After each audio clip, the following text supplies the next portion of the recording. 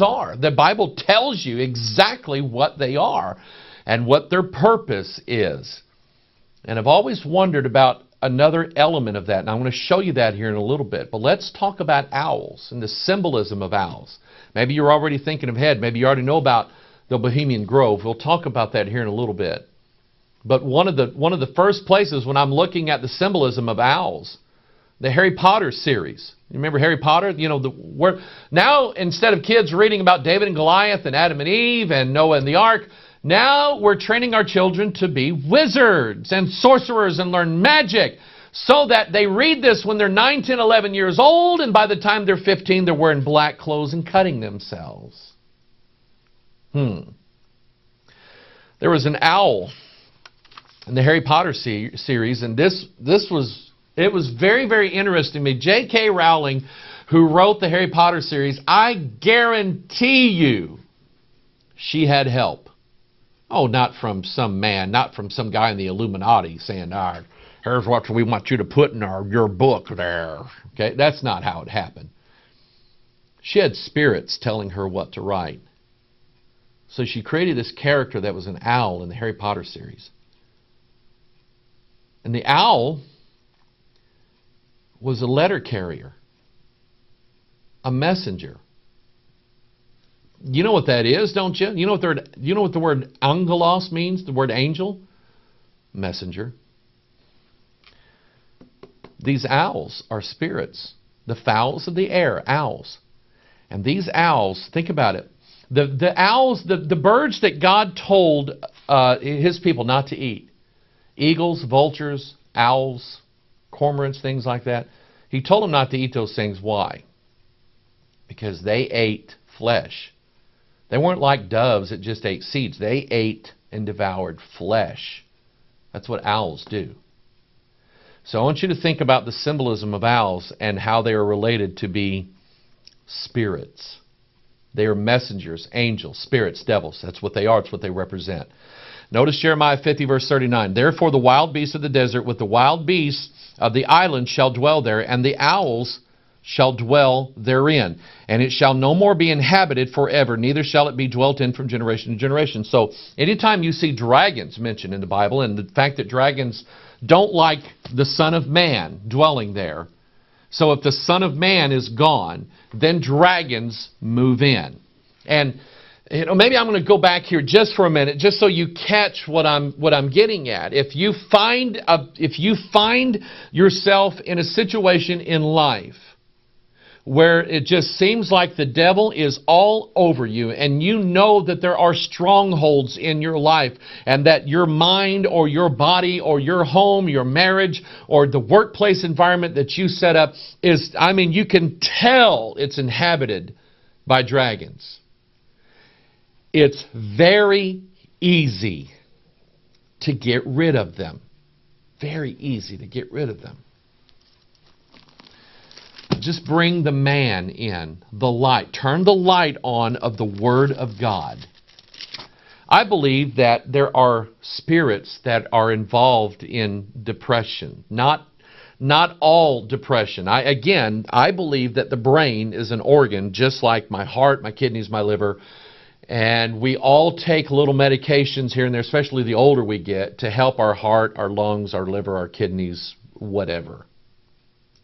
So the human brain is. And I am not saying that every mental thing is some spirit. I don't believe that.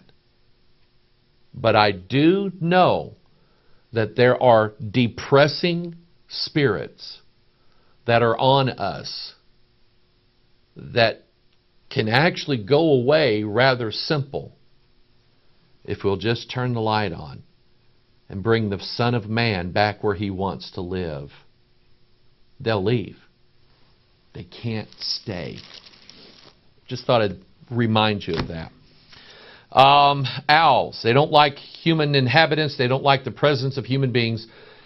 And owls are related to dragons. And remember, these all love areas of death. They love darkness. They love death. They love wilderness areas and places where the Son of Man does not inhabit it. And I want you to think about that.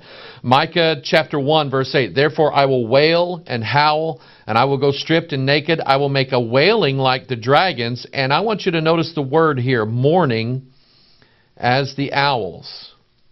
Mourning. That's in deaf people or dead people. We mourn over those that are dead.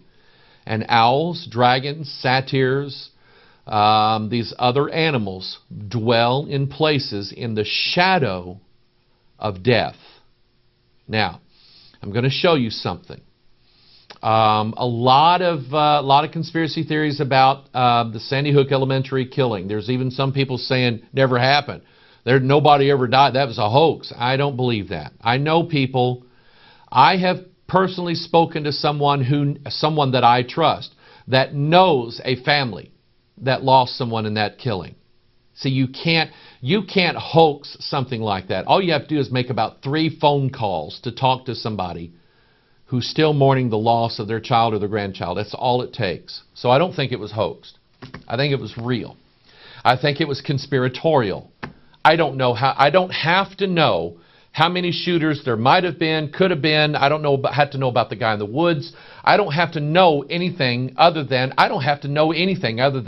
some guy went in with, was it an assault rifle? Was it a pistol? See, it's kind of like the JFK thing. We don't know.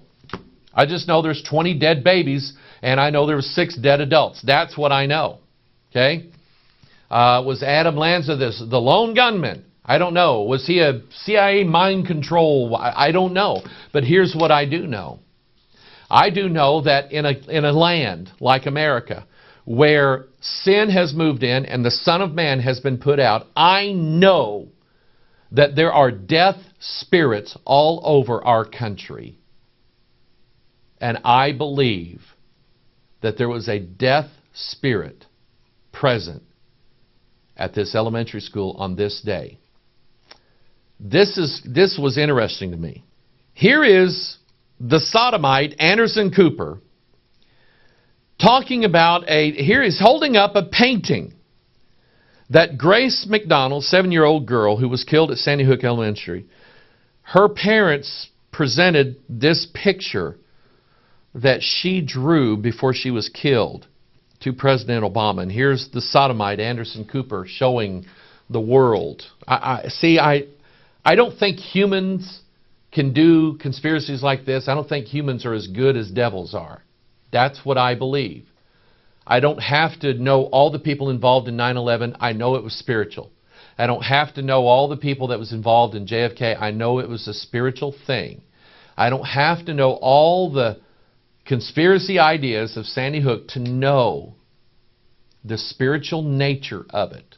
Look beyond I want you to look beyond the unprovable conspiracy theories and look to what the Word of God tells you is absolute.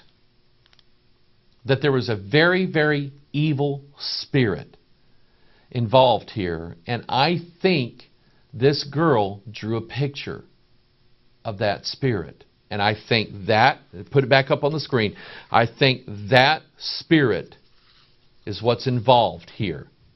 They moved in because they moved the Son of Man out. They got rid of the Son of Man. And now the owls move in. And owls love death, and they love a desolate land. That's where I'm going with this. You remember we've talked about the Bavarian Illuminati. Adam Weishaupt, 1776, May 1st, 1776, begins an organization called the Alumbrados, or the Illuminati, the Order of Perfectibilists. We're going to bring about the perfection of man. We're going to get rid of the old, and you're going to bring in a new world order.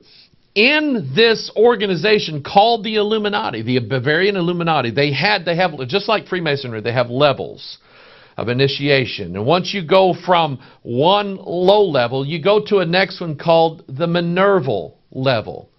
It's named after the goddess Minerva, whose symbol was an owl. And so we're looking at a goddess. We're looking at a spirit, a devil, And we already have an order of the, and let's talk about the Illuminati for a minute.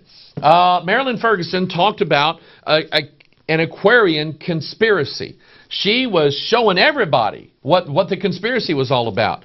Was Marilyn Ferguson in the Illuminati? I don't think so.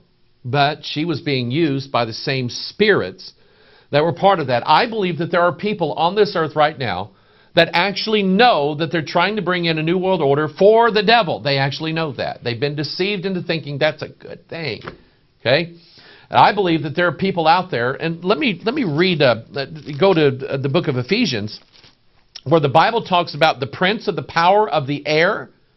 The Bible refers to him as the spirit that now worketh in the children of disobedience. The children of disobedience. The spirit that now works. That's your conspiracy right there. And that spirit was in charge of the Illuminati. And so this is why the Illuminati have a Minerva level. You get to this order, and now the spirit that is guiding you is the spirit of the owl, that hates light, loves darkness, devours flesh, and loves death, and hates the Son of Man. That spirit is what controls the Illuminati. It's based upon the goddess Athena, or Minerva was her name. Her symbol is the owl. That's the spirit that controls the Illuminati. Here's a graphic from a book, came out 1788, called the Illuminatum. It's a German book. Notice the owl symbolism standing on top of a book, which is interesting because you have the same image in the logo of the National Press Club.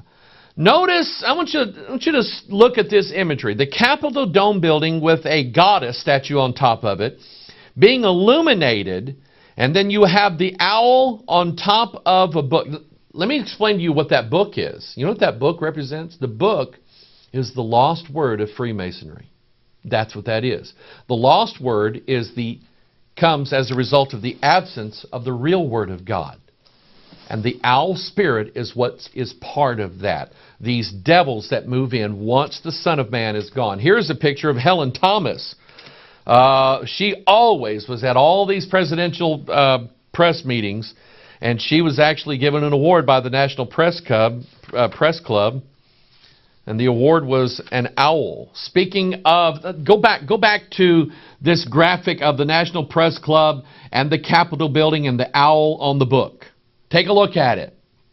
The Capitol building sits on a very, very unique piece of landscaping, because when you're just walking around on it, you don't get it. But when you look down on it from above, the landscaping around the Capitol building is in the shape of an owl. That spirit, I look at this and I'm going, that's the spirit that's in charge here. And I'm going to share something with you. Would there ever come a time, we know that owls, we know that their presence is always in the absence of man. Number one, spiritually, are we moving Jesus out of this country? Oh yeah. And that spirit has a stronghold in Washington, D.C. that hates the Son of Man. Do you think there would ever come a time when America was not inhabited anymore? Hang on to that. Just hang on to that. Here's a bank building in Austin, Texas. It's the Frost Bank Building. Has 33 stories in it, and it was designed in the shape of an owl. The Bohemian Club. No, not the Bohemian Rhapsody people. The Bohemian Club. A guy named Alex Jones made the Walk of Fame because he broke into the Bohemian Club at the Bohemian Grove and took some video of the ceremonies that are taking place. We're learning little bits and pieces of what goes on inside of the Bohemian Grove. In that place, there is, of course, the imagery of the Bohemian Club is the owl, the presence of that spirit that hates mankind, hates the Son of Man. It is a spirit that actively works against Bible Christianity. And most of the top people in this country, including Ronald Reagan, George Bush, Richard Nixon, many others, those who would refer